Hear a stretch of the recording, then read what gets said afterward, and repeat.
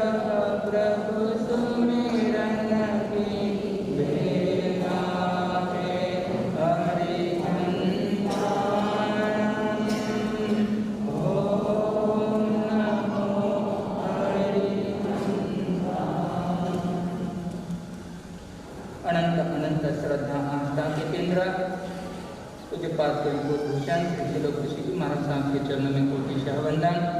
जन जन के आस्था के केंद्र जीवन की शिल्पकार आचार्य भगवंत पूज्य गुरुदेव श्री आनंद ऋषि जी महाराज साहब के चरणों में वंदन। आचार्य भगवंत की प्रतिमूर्ति जिनमें झलकती है ऐसे महाराष्ट्र प्रवर्तक पूज्य गुरुदेव श्री कुंदन ऋषि जी महाराज साहब, पंडित रत्न पूज्य श्री पद्म ऋषि जी महाराज साहब के चरणों में कोटिशः वंदन। ज्ञानी ध्यानी तपस्वी महासिद्धि वृंद सोई की आत्मा को जगाकर आत्मा से महात्मा बनने की जो पहुंचे हुए धर्मानुरागी भाइयों माताओं बहनों, आप सभी के भीतर विराजमान शुद्ध स्वरूप परमात्मा को दो लाइन। मैंने किए बहुत अपराध नाथ मोहे कैसे तारोगे, कैसे तारोगे जिनंद मोहे कैसे तारोगे। ये पंक्तियां, इस पंक्तियां के भाव ऐसे एक नहीं है, सैकड़ों पंक्तियां, सैकड़ों रचनाएं और करीबन 70,000 श्लोकों की रचना जिन्होंने की है, जो दोनों हाथों और दोनों पैर से लिखते थे।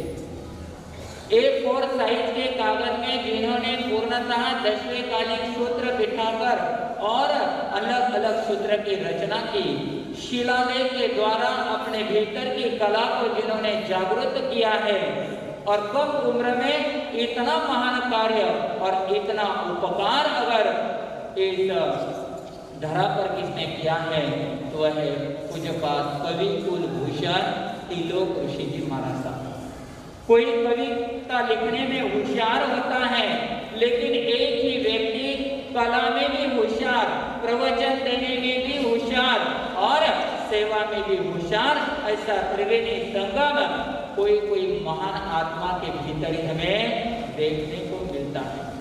करीबन 27 साल तक दीक्षा पर्याय का पालन करते हुए जिन्होंने बहुत महत्वपूर्ण ऐसी रचनाएं की है, जो प्रतिकमल में आप सवैया फेरते हैं, वे सवैया किसने बनाई है? त्रिलोक ऋषि जी महाराज साहब ने बनाई। ऐसे महापुरुषों के जीवन पर महासिद्धि जी डॉक्टर दर्शन प्रभा जी महाराज साहब ने प्रकाश डाला है। यहाँ पर पद्म ऋषि जी महाराज साहब गुरुदेव इनके जीवन पर बोलेंगे। ऐसे महापुरुष का पुण्य स्मृति दिन अगर हमें मनाना है तो उनके भीतर के एक गुण को हमें लेना चाहिए, जिस गुण के सहारे हम हमारे जीवन को तिरनारम तारियान की जहाज बना सकते हैं, जिसके द्वारा हम अपने जीवन की दिशा और दशा बदल सकते हैं। तो आइए आज के बदलते हुए युग के साथ, बदलते हुए जमाने के साथ में पंचम काल में लोगों की बुद्धि बहुत बहुत अधिक जड़ होती जा रही है। अभी महासिद्धि जी महाराज साहब ने कहा था वैराग्य किस किस को आता है, मत उत्तर करो। एक भी नहीं। कितनी बार बोला है, इधर भी शॉर्टकट हो गया, इधर भी शॉर्टकट हो गया, पाटा भी क्या हो गया? शॉर्टकट हो गया। अर्थात इस जमाने में व्यक्ति चाहता है कुछ भी मिले, शॉर्ट में स्वीट मिले। एक ऐसी माला महाराज जी बता दीजिए, एक रात में मैं करोड़पति। अगर ऐसे प्रवर्तक भगवान बताने लगे तो क्या हो जाएगा? महेश सांस्कृतिक भवन में कहीं पर जगह नहीं। तो आइए ऐसे पूर्व आचार्यों ने बताया हुआ एक श्लोक, जिस श्लोक में 4 बातें बड़ी महत्वपूर्ण बताई है। इन 4 बातों को अगर हम हमारे जीवन में आचरण में लाने का प्रयास करते हैं तो निश्चित हमारा जीवन सत्यम शिवम और सुंदर बन जाएगा। निश्चित हमारे जीवन में सुख शांति और समाधान का त्रिवेणी संगम बहना प्रारंभ हो जाएगा। वह संस्कृत का श्लोक है, बुद्धे फलम तत्व विचारणं च देहस्य सारं व्रतधारणं च अर्थस्य सारं किल पात्रदानं वाच फलं प्रीतिकरं नराणम्। बुद्धे फलम तत्व विचारणं च, हमारी बुद्धि का अगर कोई फल है तो वह तत्व का विचार करना है। जो 9 तत्व हमारे पास में पुण्य पाप जीव अजीव आदि उनके ऊपर चिंतन मनन करना है। जो चिंतन मनन करता है वही सच्चा श्रावक और श्राविका बन पाता है। दूसरी बात बताई है देहस्य सारम व्रतधारण च, मनुष्य देह मिला है खाओ पियो। बोलो ना, आपके मुंह से सुनना बहुत अच्छा लगता है। खाओ पियो ऐश करो, नहीं तो ठंडी के दिन है खाओ पियो मुंह ढककर आराम के साथ। इसके लिए मनुष्य जन्म मिला हुआ है। मनुष्य जन्म के काटने के लिए नहीं, कर्म काटने के लिए मिला हुआ है। तो इस देह का सार अगर कोई है तो व्रत नियम अंगीकार करने में ही मनुष्य देह का सार है। तीसरी बात बताई है अर्थस्य सारम किल पात्र दान। आप जो धन कमाते हैं, आप जो संपत्ति इकट्ठा करते हैं, उसका सार अगर कोई है तो वह सार है सत्पात्र में दान देना। और चौथी बात बताई है वाचक फलम प्रीति करम नरानम। हमें जो जबान मिली है, इस जबान का फल अगर कोई है तो वह है हितकारी, मीतकारी और प्रीतकारी ही हमें बोलना चाहिए। 5 इंद्रियों में एक इंद्रिय ऐसी है जो डबल काम करती है। नाम मालूम है आपको? बोलो तो सही। रसने जो खाने का काम करती है, जो बोलने का काम करती है। खाए बिगड़ चलता नहीं और बोले बिगड़ तो काम होता ही नहीं। लेकिन ज्ञानी भगवत तक फरमाते हैं एक इंद्रिय अगर डबल काम करे तो उसके लिए सावधानी भी उतनी होनी चाहिए। क्योंकि कहते हैं जबान फिसल गई तो क्या हो जाता है, जीवन फिसल जाता है। और जबान संभल गई तो जीवन संभल जाता है। खाने पर संयम, बोलने पर संयम, तो जीवन बनता है उस व्यक्ति का बहुत ही महान। क्योंकि कहते हैं जबान में अमृत घोलने की ताकत है, जबान में जहर घोलने की ताकत है। जबान के द्वारा आप सदुपदेश देते हुए, आप पुण्य का उपार्जन करते हुए उच्च गति को प्राप्त कर सकते हैं। और कटु जबान से निकले हुए 3 शब्द आपको अधोगति तक ले जाने में सहायक बनते हैं। द्रौपदी का वह शब्द अंधे के पुत्र अंधे, इतना ही वाक्य द्रौपदी ने कह दिया, कितना बड़ा नरसंहार सामने आया है। इसलिए कहते हैं जबान संभाल कर बोलिए, वचन संभाल कर बोलिए, वचन के हाथ न पाओ, एक वचन औषधि करत एक करत। तो आइए जबान के ऊपर हमारी बात चल रही है। वाचक फलम प्रीति करम नारायण। मधुसूदन नाम का एक राजा, वह राजा बड़ा ही न्याय और नीति प्रधान ऐसा वह राजा था। उस राजा ने विचार किया मेरे जीवन में और तो मुझे कोई शौक नहीं है, कोई हॉबी नहीं है। मेरा एकमात्र अगर कोई शौक है तो क्या है, जितने भी विद्वान हैं, पंडित है, अनुभवी लोग हैं, उनसे वार्तालाप करना और उनसे मुझे कुछ ना कुछ नया ज्ञान हासिल करना। और जो भी विद्वान पंडित उसके पास आते थे वह राजन उनसे वार्तालाप कर कर नॉलेज लेकर उन्हें क्या करता था, धनराशि देकर उन्हें सम्मान के साथ विदाई देता था। कहते हैं जहाँ पर लक्ष्मी होती है वहां पर सरस्वती की कमतरता होती है। जो विद्वान होते हैं, जो पंडित होते हैं, उनके पास लक्ष्मी की क्या होती है, कमी होती है। अगर दोनों भी कहीं पर मिल जाए तो उस व्यक्ति की 5 उंगलियां, अरे कोना वाला तो बड़ा होशियार है, सुबह आप लोग तो खाने में लग गए, बहुत अच्छी बात है। अब एक विद्वान बड़ा बुजुर्ग, उसने देखा मेरे पास अर्थ की कमी है, दरिद्रता है मेरे पास। राजा के इस गुण से वह प्रभावित हो गया और एक दिन उसने विचार किया चलो मुझे पहुंचना है उस राजन के पास में। लेकिन वो व्यक्ति विचार कर रहा है जैसे राज दरबार की तरफ जाना है, बीच में सोने चांदी के बड़े शोरूम दुकानें लगी हुई हैं। वो आगे बढ़ा, उस गली में से आगे बढ़ते बढ़ते उसने एक आवाज लगाई, 3 लाख की 3 बातें मेरे पास है, जो कोई खरीदी करना चाहे खरीद सकता है। उस जमाने में 3 लाख यानी बहुत बड़ी राशि हुआ करती थी। आज तो कोई है दंपति ने कोई पूछे आज तो कम से कम धोखा है, समझ गए ना? हाँ, करोड़पति। ऐसे में आज तो चाय बेचने वाला भी क्या है, लखपति आज तो बन गया।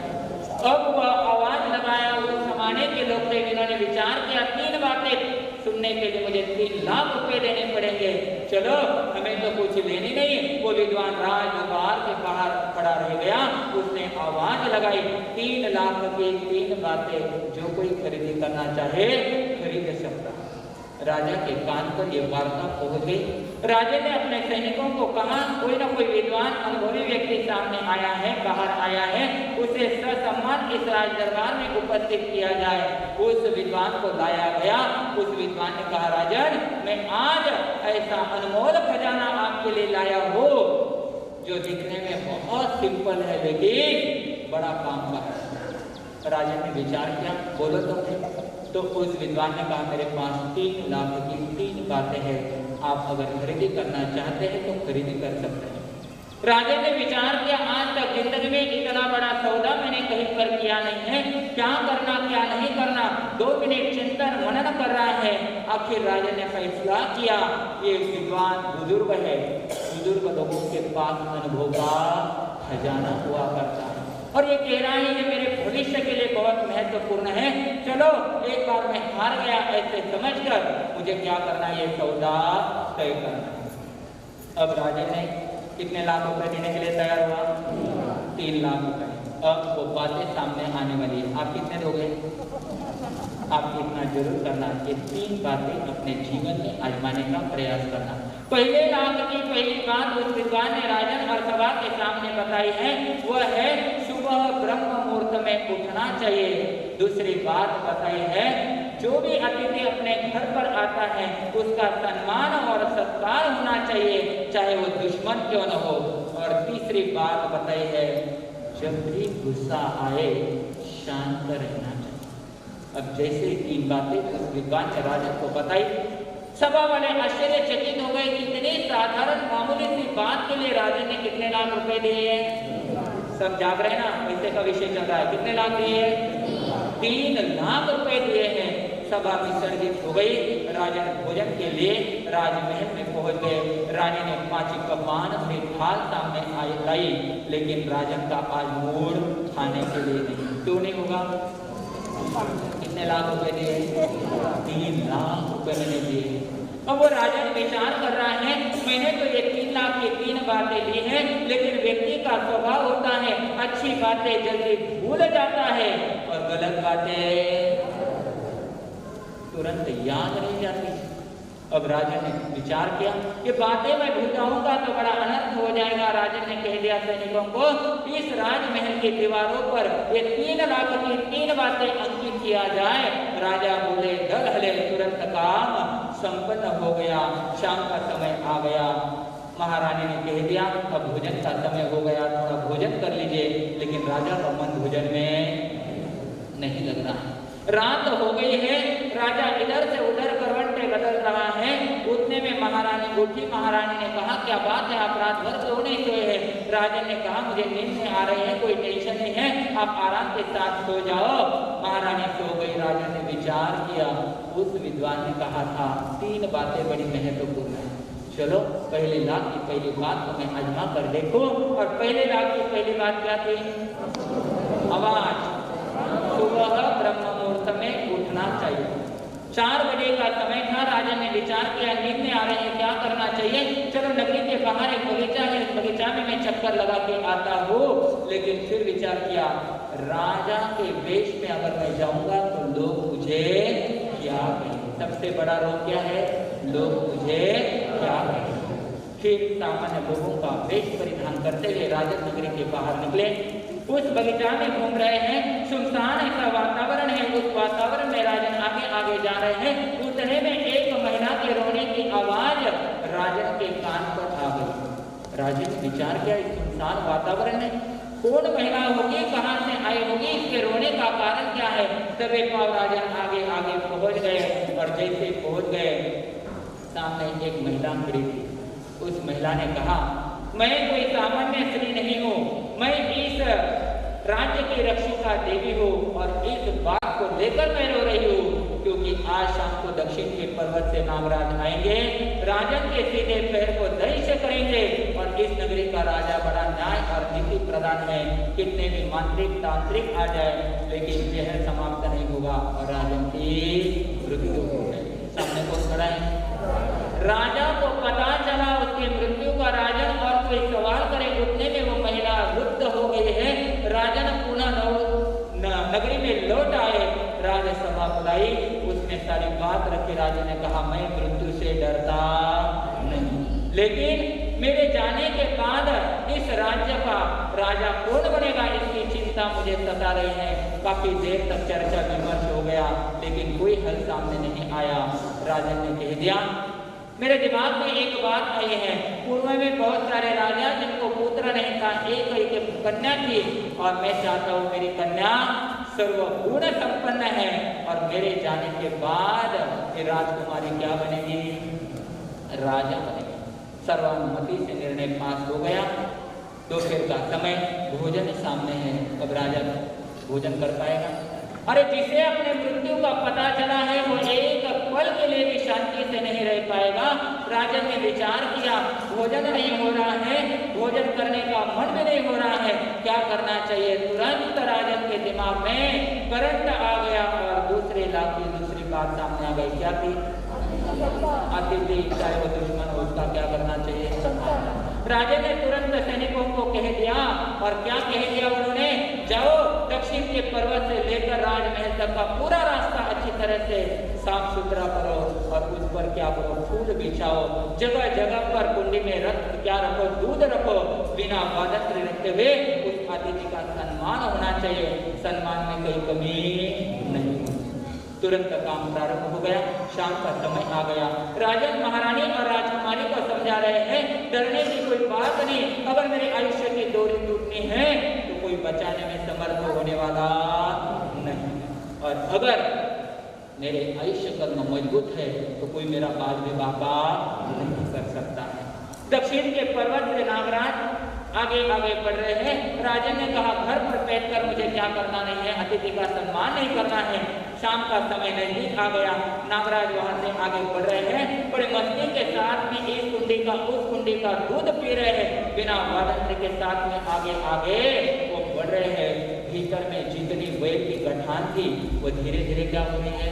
छोटी छोटी जा रही है। राजन ने कहा, महारानी आप और राजकुमारी महल में ठहर जाइए।